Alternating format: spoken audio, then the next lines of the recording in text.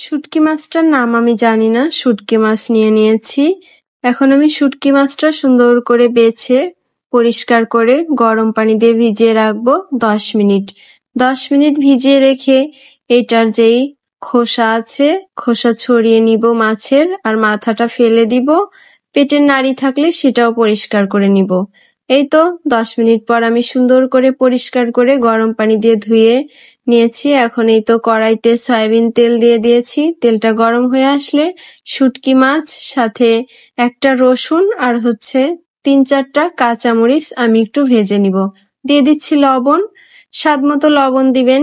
তারপরে এটাকে আমি একটু নেড়ে চেড়ে 1 থেকে 2 মিনিট নেড়ে চেড়ে আমি নামিয়ে নিব।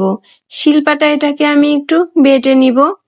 সুন্দর করে বেটে, বেশি মিহিন করা যাবে না, একটু আস্তে আস্তে থাকবে যে এরকম। তারপর আমি চুলায় 1 কাপ মতো পেঁয়াজ দিয়ে দিয়েছি। পেঁয়াজটা একটু নেড়ে চেড়ে একটু ভেজে নিয়ে দিয়ে দিব লবণ। যেহেতু একবার লবণ দিয়েছি তো এবার একটু ভেবেচিন্তে লবণ দিতে হবে। আপনারা পরিমাণ অনুযায়ী লবণটা দিবেন।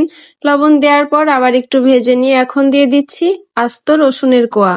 তবে আপনারা যারা রসুন পছন্দ করেন না তারা না দিলেও চলবে, যারা রসুন পছন্দ করেন তারা দিলে এটার স্মেলটা সুন্দর আসে। এখন দিয়ে দিচ্ছি বেটে রাখা শুটকি। এবার শুটকিটা দিয়ে এভাবেই নেড়ে নিব আমি 1 মিনিট মতো। চুলার জালটা মিডিয়াম রাখবো, এতে করে যেন লেগে না যায়। এ তো সুন্দর করে নেড়ে চেড়ে আমি ভেজে নিচ্ছি। এখন দিয়ে দিচ্ছি মরিচের গুঁড়া। এই রান্নাটায় মরিচের গুঁড়াটা একটু বেশি দিবেন, এতে করে ঝাল বেশি হবে, খেতেও অনেক মজা হবে। দিয়ে দিয়েছিলাম হলুদের গুঁড়া। এখন এভাবে আমি 10 থেকে 15 সেকেন্ড একটু নেড়ে চেড়ে নিব। দিয়ে দিব গরম পানি। গরম পানিটা দিলে খুবই ভালো হয়। তো আমি গরম পানি দিয়ে একটু নেড়ে চেড়ে নিচ্ছি। এই তো ঝোলটা প্রায় টেনে এসেছে।